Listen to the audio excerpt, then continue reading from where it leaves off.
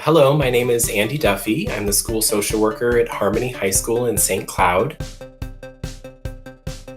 First, I think it's really important to respect our feeling and just acknowledge that it makes us feel upset, and to let ourselves have that moment where we feel that way and share it with somebody else if you feel safe doing that. When we're dealing with losing something, it's really important that we honor the memory of what we've lost and we sort of go through that grief process. So if you're having a really hard time with not being at school right now, it's okay to let yourself spend some time thinking about the things that you miss about being at school. Maybe your friends, your trusted teachers, just walking from class to class, getting to eat lunch with everybody. We've had to go through that situation in a way that is not ideal and not the way that we wanted to or thought we were going to.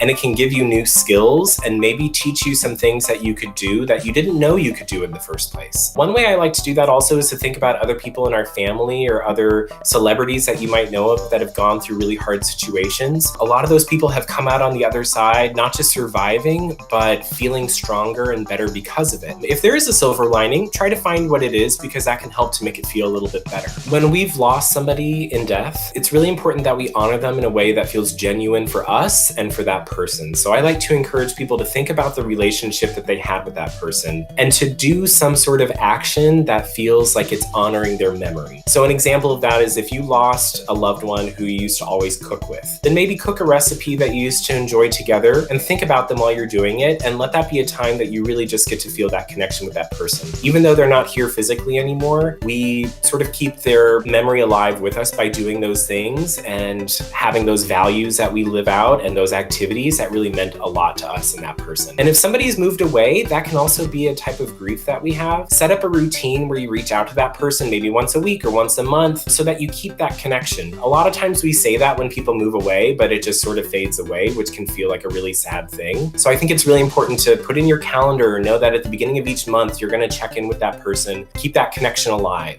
If you are having a hard time with grief and loss, there are definitely groups that do group therapy and just support groups where people who've had similar experiences can get together and talk. I always tell students that humans are social animals. Getting to talk with other people who've gone through the same thing as you can feel very powerful. We can do a lot of things by ourselves, but the power of joining together can be pretty incredible sometimes.